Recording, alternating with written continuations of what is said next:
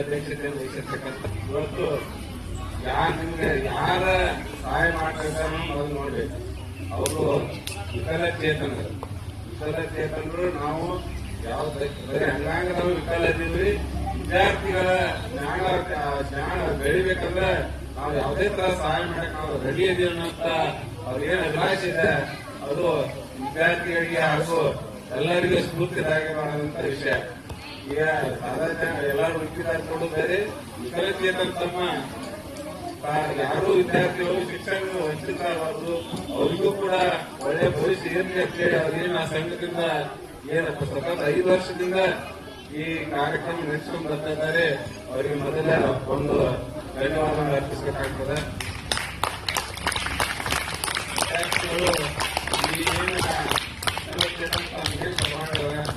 ಈ ಒಂದು ಪುಸ್ತಕ ಅಲ್ಲ, ನಿಮ್ಮ ಬಾಳಿನ ಒಳಗೆ ಒಂದು ದೊಡ್ಡ ಹೆಜ್ಜೆ ಆಗ್ಲಿ, ತಾವೆಲ್ಲ ಶಿಕ್ಷಣರಾಗಿ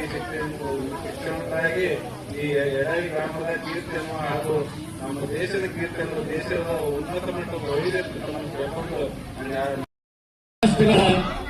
ವತಿಯಿಂದ ಬಂದಂತಹ ಉಮೇಶ್ ಹಾಗೂ ಬೀನ್ಸಿ ಹಾಗೂ ಸುವರ್ಣ ಇವರೆಲ್ಲರಿಗೂ ನಾನು ಬಹಳ ತಿರುವಣಿಯಾಗಿದ್ದೀನಿ. ಯಾಕೆಂದ್ರೆ ಇಂಥ ಒಂದು ಮಹತ್ವದ ದಿವಸ ಇಂಥ ಒಂದು ಸುಂದರವಾದ ಕಾರ್ಯಕ್ರಮ ಒಂದು ಬಡ ಮಕ್ಕಳಿಗಾಗಲಿ ಶ್ರೀಮಂತರ ಮಕ್ಕಳಿಗಾಗಲಿ ಸರ್ಕಾರಿ ಶಾಲೆಯಲ್ಲಿ ಓದುವಂತ ಸುಮಾರು 75% ಬಡ ಮಕ್ಕಳು ಇರ್ತಾರೆ.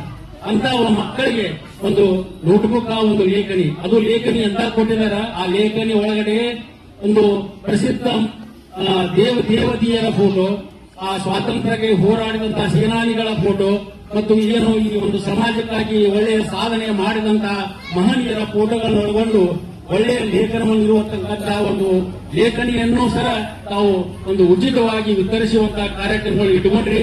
ಈ ಲೇಖನಿಯಾದ ಒಂದು ತಗೊಂಡಂತಹ ಎಲ್ಲ ವಿದ್ಯಾರ್ಥಿಗಳಲ್ಲಿ ನನ್ನ ಕಳಕಳಿ ವಿನಂತಿ ಏನಂದ್ರೆ, ಬಹಳ ಮಹತ್ವಪೂರ್ಣವಾದ ಲೇಖನಿ ಇದೆ.